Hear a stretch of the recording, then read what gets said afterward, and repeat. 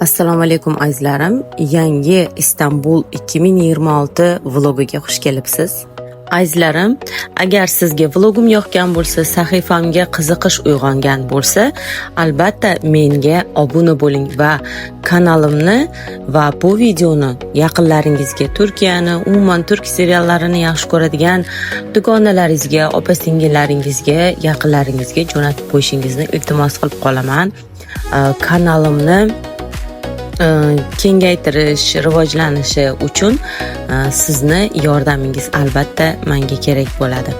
Shuning uchun azizlarim, likelarni ayamanglar, like bosinglar, kommentariylar yozinglar.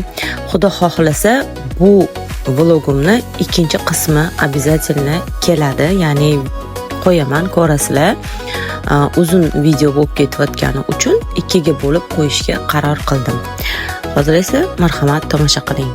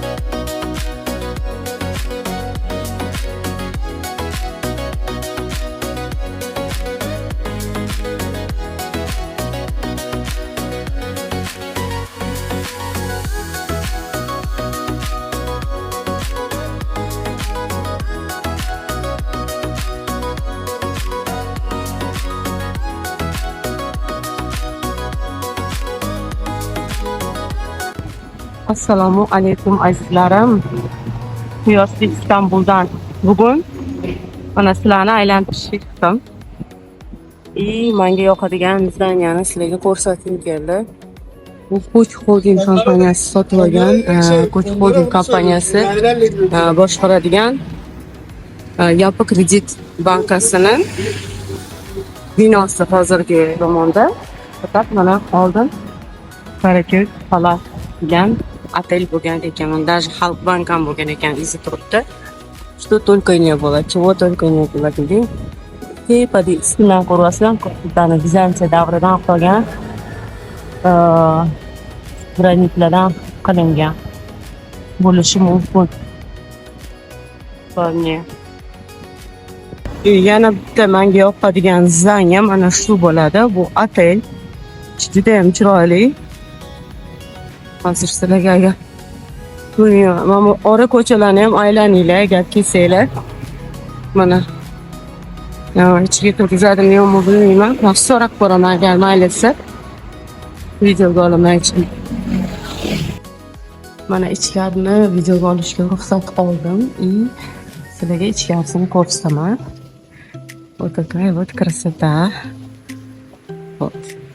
Вот так kutish zali. Lift bor ekan, lift ham o'sha eski zamondan qolgan videolar. Я вообще masalan konseptni yaxshi ko'raman. Bu kruglый balkonli bor-ku, o'shanisini mana bu yerga yozuvlarni qaranglar. Kattalashtirib olmadim, ammo arxidi. Вот. Shunaqa bu yoqda даже suv oqyapti. Вот. Такая вот красота.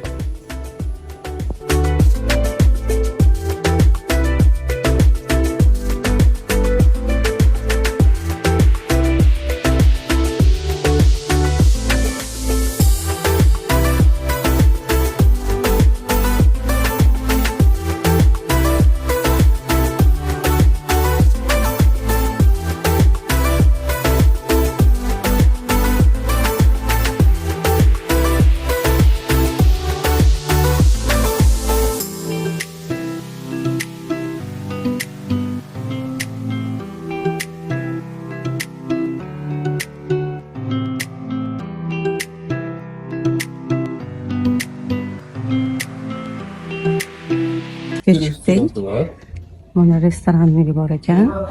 Vau, manzara просто шикарный. Mana hozir ko'rsataman. Bosfor, Aya Sofiya, Sultanahmet hamma narsa ko'rinar ekan. Mana как на ладони. Вообще. Çok güzel manzara var.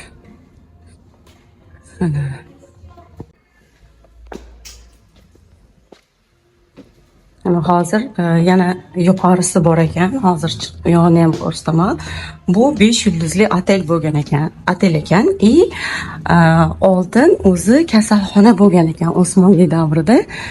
Hozir esa 12 yildan beri otel, ya'ni otel bo'lib o'z xizmatini ko'rsatgan ekan. Mana azizlarim, bu yerda ham turib bemalol manzaradan bahra olib, choy, kofe ichishingiz mumkin. Mana bu yerdan yana ham chiroyli manzara. Karako'yi bunaqa sirli ko'chalarni ham topsanglar bo'ladi. Bu yog'i mana Galata port. Qaranglar, mana sevimli Galatiskiy bashtam ham ko'rinar ekan. Mana shundoq ko'rinib turar ekan. Mana buni ko'rasizlar, mana bu nima deydi? Serkov. Bu ham ko'rinib turar ekan.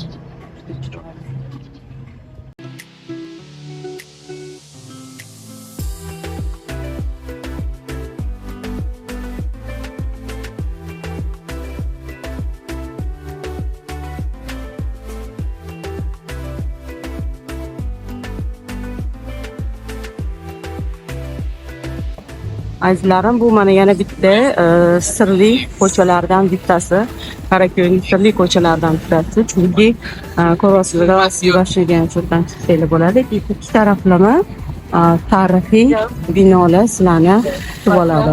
Mana bu bino ham tarixiy bino, Osmonli zamonidan qolgan va hozirgi paytda universitet ba'zan nima desam ekan, выставkalar bo'lib turadi. Ichiga kirishga ruxsat berishadi. Ya'ni выставка bo'lgan payti kirib ichini ko'rsanglar, aylansanglar bo'ladi. Juda ham ko'p seriallar, kinolar Mashazdaniyada olingan. Bu yerda ko'rsam, hattoki cherkov bo'lgan ekan. Balkim bu joyni aynan tarixini o'qib ko'rishim kerak, izlanib ko'rishim kerak. Binoni ko'rinishidan kolokol bor, ko'ryapsizlarmi? Qo'ng'iroq bor. Shundan o'yladimki, что, наверное, bu bino hattoki Vizantiya davridan qolgan bo'lishi ham mumkin. Shunaqa. Azizlarim, hozir sizlarga mana shu binolarni ko'rsatmoqchiman. Mana bu yerda bir yili bitta bino qulab tushgan. Prosta o'zidan o'zi yer qimirlamagan, boshqa bo'lmagan. Bunaqa случайlar Istanbulda ko'p bo'ladi. Nimaga? Chunki Istanbulda bilasizlar, tarixiy binolar ko'p. Shuning uchun agar tarixiy binolarga vaqtida qaralmasa, ya'ni remont qilinmasa, restavratsiya qilinmasa, tabiiyki shunaqa ahvolga keladi va to'kilib tushadi. Shuning uchun hozir sizlarga men binolarni ham ko'rsataman. Mana bu yoqda tarixiy cherkov bor. Endi o'zim ham bu joylarni juda ham ko'p marta ko'rsatganman. Lekin nima demoqchi edim?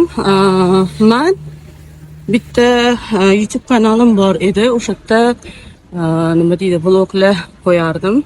Sizlarga Istanbulni ko'rsatardim, lekin u kanalim hozir nima desam, to'xtatildi faoliyati. Shuning uchun men endi yangi YouTube kanalimda sizlarga videolar olib Istanbulni ko'rsatishda davom etaman. Shunaqa azizlarim.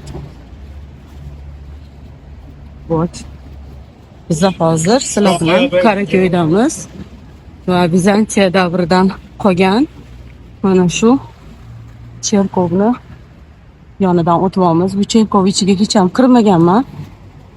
Hozir kirardim, lekin boshqa maqsadda chiqdim hozir ko'chaga. Mana ko'chaning chiroyliligini qaranglar, yozda juda ham chiroyli bo'ladi, yam-yashil bo'ladi. Ya'ni demoqchi bo'lganim, men hozir o'zi aslida muzeyga ketyapman. Yo'l-yo'laki sizlarga ko'rsatib ketyapman. Bu muzeyga borishni qachondan beri niyat qo'ygan edim va planировать qildim, lekin hech o'xshamayapti. Mana bugun inshaalloh agar nasib qilgan bo'lsa, albatta sizlarga ham ko'rsataman. Xo'p, azizlarim, dars ko'rsatishda davom etaman sizlarga. Qo'limga tripodimni olib oldim, mikrofonimni joylashtirib oldim. Qo'limda ushlab ketayotgandim. Bu juda ham neudobniy. Xullas, shunaqa sizlarga predistoriya aytib bermoqchiman. Yaqinda bitta serial chiqdi Netflixda. Mana как раз o'shani afishasi, mana Mas'uliyat muzeysi degan serial chiqdi va uni hattoki kitobi bor. Ya'ni Turkiyani mashhur yozuvchilaridan bittasi va yagona Nobelitskiy premiyani olgan yozuvchi Orxan Pamuk asariga mansub. Buni kitobi ham bor. Men hozirgi kitobini ham postaman. Mas'uliyat muzeysi nomi. Serialda ham nomi shunaqa, kitobda ham nomi shunaqa. No fakt в том, что mani yana ham qiziqtirgan narsa bu haqiqatdan ham muzey bor ekan. Mana sizlarga hozir ko'rsataman. Mana muzey. Ko'rasizlar? Hozir shu muzeyga boraman. Inshaalloh agar nasib qilgan bo'lsa. Mana Nobelitskiy premiyasi odammi? Mana Orxan Pamuk o'zi. Mana kitob. Bu kitobda qiziq tarafi bor. Qaranglar, agar sizlar kitob sotib olsanglar, ili o'zingizlarda bo'lsa, 485-sahifasida, agar adashmasam, hozir bilet bor. Sahifalarga qarab olman, hozir sizlarga ko'rsataman. Живую, вот. 485-betda muzeyga kirish uchun bir marta kirish uchun bilet mavjud va shu biletga o'rtasiga shu kitobda bahs etilgan geroinyani, ya'ni qizi ziregi bo'ladi. Kapaleri ana o'sha zirekli pechatni shu yerga qo'yishadi, bosib berishadi. Bu ham esdalik bo'lib qoladi. Men o'zi bu kitobni o'qishni boshladim. Mana hozir ancha o'qib qo'ydim. Sizlarga hozir muzeyni ham ko'rsataman. Mana azizlarim, mana bu muzeylar haqida ma'lumot bor ekan. To'g'ridan Orxon Kamol muzeysi ham bor ekan bu tarafda. Bu ko'chaga kirsanglar, tepaga chiqsanglar, mana shu men qidirib ketayotgan Mas'uliyat muzeysi. To'g'ridan ya'ni Qo'yg'uma degan ko'chada joylashgan. Men sizlarni yaxshi ko'raman. Bu yoqqa men kelganman. Esingizda bo'lsa, videoga olgan edim. Narigi YouTube kanalimda shu binoni, mana shu binoni ichini ko'rsatganman. Выставкаga kelganman. Qani ketdik. Telefonimiz zaryadkasi kamayishni boshladi va hozir men naqaga taqib oldim, nimadirda. Powerbankka taqib oldim, zaryadka olsin deb. Aslida men hozir esladim, bu ko'chaga kirgan ekanman. Вот. Mana shu magazinlar esimda. Mana. Вот такая вот красота года. Уже Босфор ko'rinyapti. Biz dashga ketamiz. Bunaqa chiroyli ko'rinayli kiyimlar bor ekan. Men bu palto juda ham chiroyli ekan. Вот. Sariq bilan chiroyli ekan.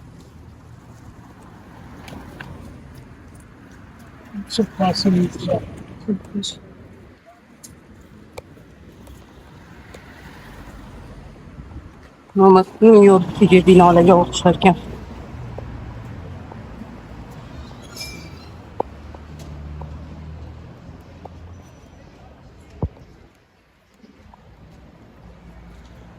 Azizlarim.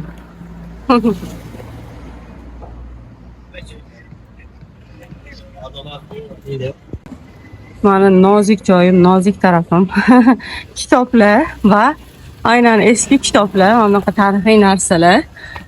Bu yerda eskichi magazini bor ekan. Mana juda ham yaxshi ko'raman.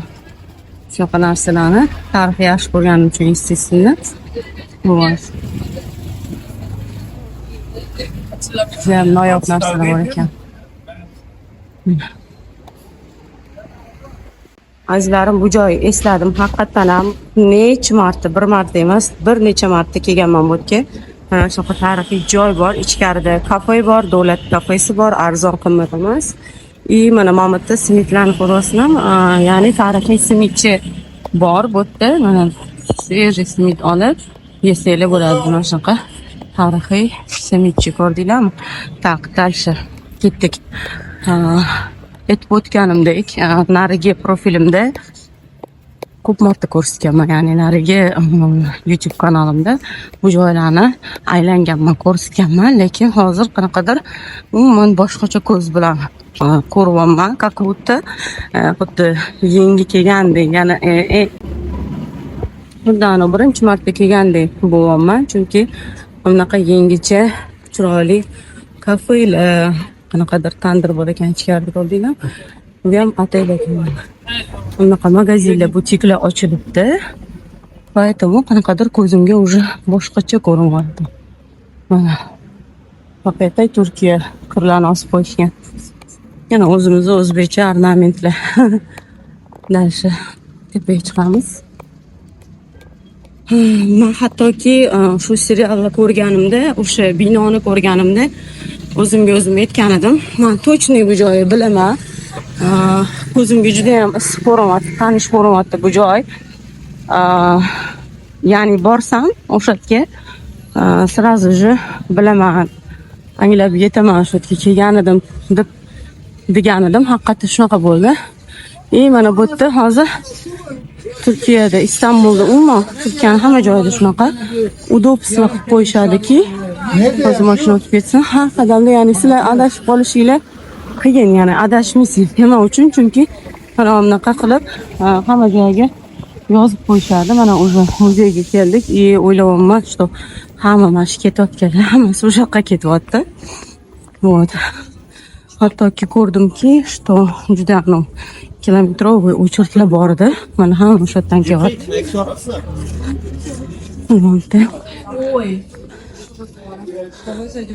Ruscha yozuvlar bor ekan.